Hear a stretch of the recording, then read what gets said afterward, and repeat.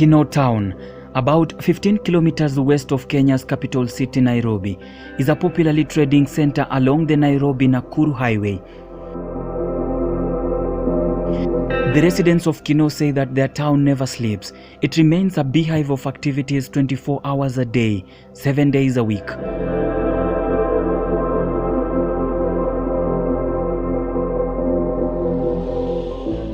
Human and vehicle traffic move and push in all directions in a bid to quench the economic thirst for the thousands of residents who live in the area. The town is one of the many towns that make up Kiambu County in Kenya's central region.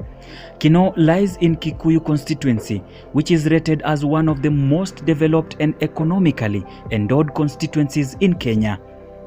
However, below the veneer of social and economic development is a group of people that are suffering from lack of identity, the Shona community, originally from Matabeleland in Zimbabwe. The Shona of Kenya are descendants of missionaries who came from Zimbabwe and settled in Kenya in the early to mid-1960s. Sasa tulipokuja hapa Kenya mwaka 61 ni watu tunatembea na Injili, lakini kufika hapa kitambulisho tujapata, lakini tulikuwa tunakaa vizuri na mzee Kenyatta anatuchunga tu kama foreigners. The first lot of missionaries to arrive in Kenya in 1959 and 1961 period comprised of 16 evangelists and their families and were hosted by, among others, Peter Muigai Kenyatta, the eldest son of President Jomo Kenyatta. Mimi ni Mshona, mzaliwa hapa Kenya, na makao ni hapa Kinoo, Kiambu County. Nimezaliwa, nimekuwa, nikasoma. Currently, the estimated population of the Shona is 2,300 people spread in over 900 households. Nikitazama katika maisha yetu kama Washona, tumeishi miaka yote hii. Changamoto tunapatana nazo. The current descendants, however, were people in limbo as they were neither Kenyans nor Zimbabweans. Kwa sababu ya kukosa tu kitambulisho. Sijatambulika kama raia wa Kenya. Sijatambulika kwamba mimi ninapaswa kuwa Mkenya. Na jina ambalo nikitamka tu jina Zefania Muungani naulizwa hilo jina la wapi? Mpaka inanifanya kwamba najihisi kwamba mimi ni nani? Je, jina langu nimekosea? For the lack of identity, the group has undergone massive suffering. Nilipata accident, miguu ikavunjika. Nilikaa kwa nyumba mwezi mzima. Tunajaribu kwenda kusaidiwa, hakuna. Naambia leta ID, hakuna. Mpaka nikatafuta mtu nimlipe pesa anisimamie. Ndio akanisimamia, lakini nilimlipa pesa. Hata the pursuit of education has particularly been an uphill task, as without identification documents they cannot be registered for national examination. Kama ni shule hawezi karibia shule. Juu sasa pale atasaini jina lake, ID yake hana, ataenda kufanya nini? For that, the Shona only end up doing skills trade like carpentry and basket weaving. Hata sasa mtoto akisoma amalize form 4 hakuna mahali anaweza enda. Hata akipata kazi hawezi enda kazi yoyote. Hawezi andikwa kazi yoyote. Sasa inabidi wabaki tu pale kwa kushona vikapu na pia kufanya hiyo kazi ya mbao. Juu hakuna kazi nyingine anazofanya yoyote bila ID. Wengine tu wanafanya kazi ya kibarua. Kibarua ile akifanyia mtu ndio apate. Sababu unajua akiwa kwa nyumba ya mtu sio sana nani kanzo ifika hapo. Kwa sababu anafanya kwa nyumba, hata wasichana hata wanaume wanafanya tu kazi ya kukimbia kuwepa tu. And they are fearful that some smart businessman might just patent their innovation and deny them earnings. Arbitrary arrests by the police have also led to the Shona to live in fear. Ukipatikana askari anakusimamisha, wewe mzee simama, leta ID yako. Unajikuta una, wewe kuja hapa.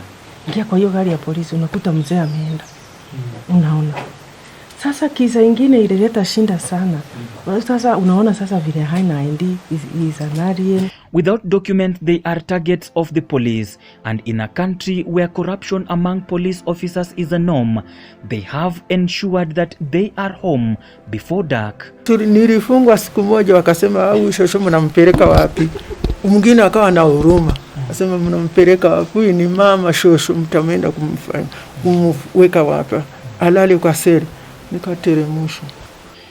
Mimi binadamu kama wale wengine, nina macho mawili, nina mdomo, nina miguu miwili, mikono, nina uwezo wa kufanya mambo mengi, lakini nimezuiwa. Mimi sio mhalifu, mimi napenda kufuata sheria, lakini nitaifuataje ile sheria ikiwa mimi sina kitambulisho? Jamani, tatizo hili ambalo nikiangalia nalia.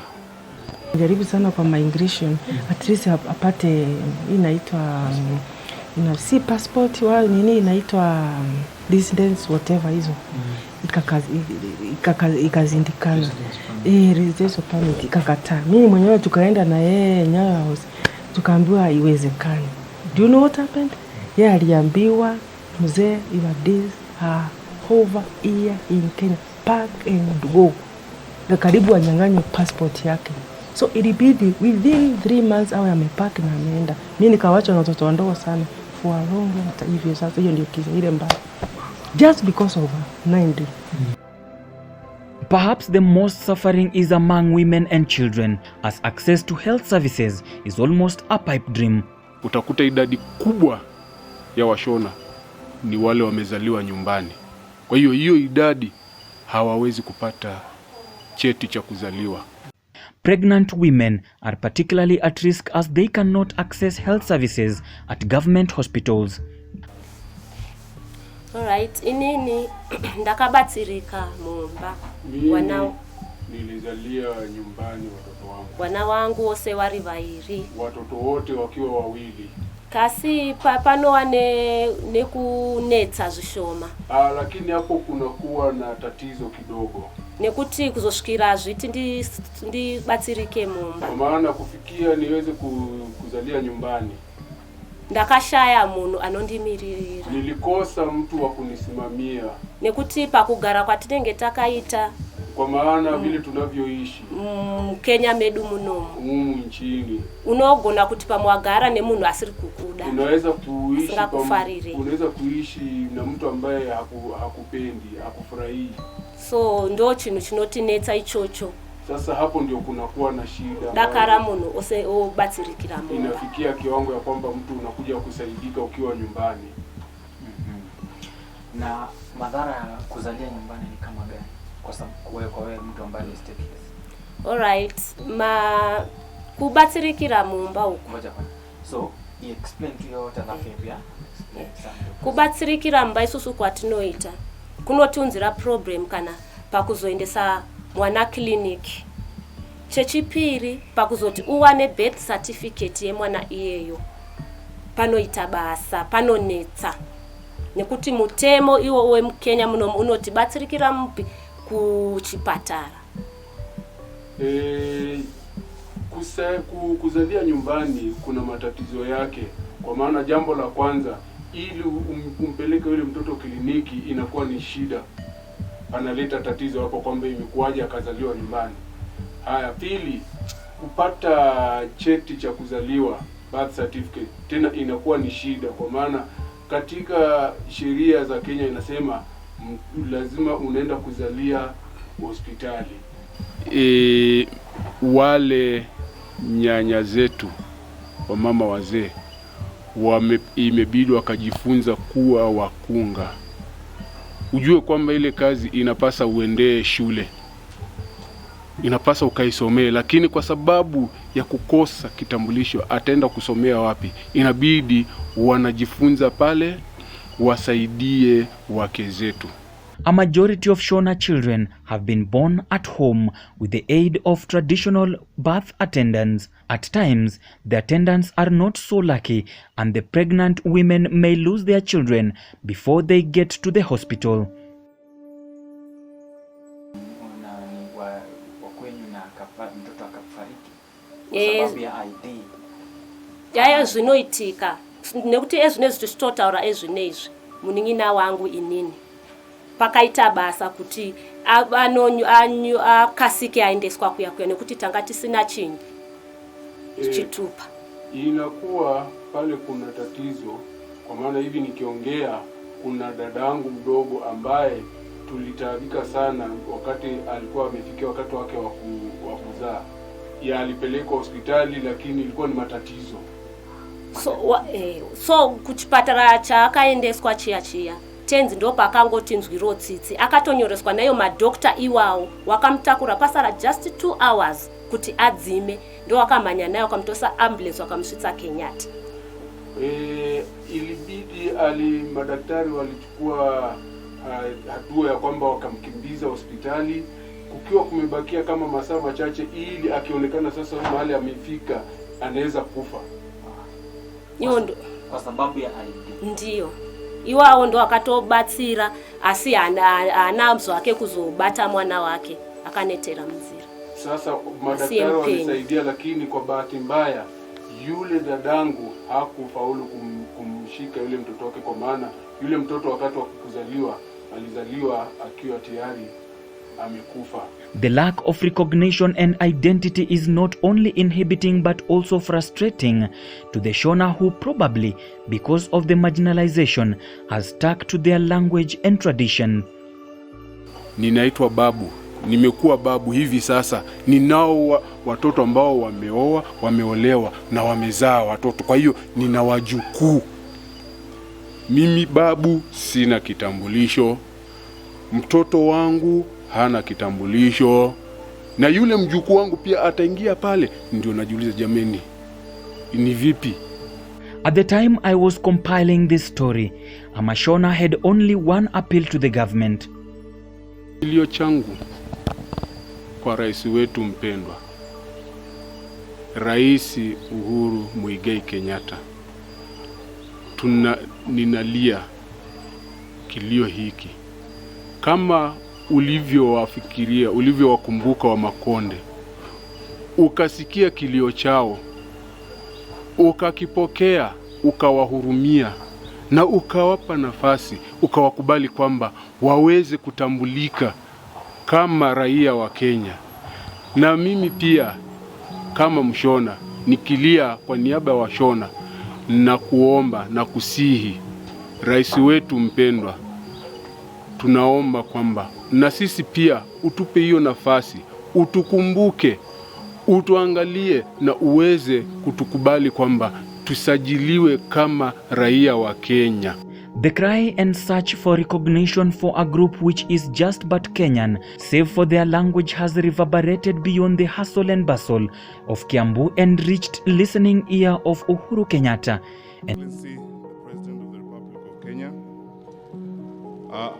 Since 1930, various groups of communities who are not citizens of our country moved and migrated into our country. Some of those include the Shona from Zimbabwe and some communities from Rwanda. And today, the 12th day of December 2012, which is Jamhuri Day, their cry has been granted. Further to your instructions, Your Excellency, and pursuant to all provisions of the relevant law, we are according citizenship to 1,670 members of the Shona community and 1,300 members of various Rwandese community, descendants of families that have been living in our country since the 1930s and the 1950s respectively. For some time now, the Kenya Human Rights Commission has been working with the Shona to push for their recognition. And the push seems to have borne fruit, as the otherwise powerless group has had its voices heard in all the offices that matter. Oliver Muregerera, Michael Koli Sibidi, Duanda Joanna Dube, Ronika Tinwaro Matanhire, Margaret Heavens Sidole, Christopher Samson Muza, Michael Chuma, Agnes Nyakiviana Nyambe, Zephania Noel Muungani, Nosizi Ruben Dube. The group had already presented petitions to the Kiambu County government and the Senate. The Shona hopes by getting recognition today as part of the Kenyan community, they can be able to enjoy all the rights of citizens just like any other citizen in Kenya. Malu anaitwa aende kazi mbali, anaweza enda. Tunaweza saidika hata kununua kama ni plot tujijengee, tuache kukomboa. Inaweza kuwa furaha sana. The Shona will now live in harmony and will not be called the stateless community in our Kenyan soil. For more like these stories, subscribe to our channel Straight News TV on YouTube.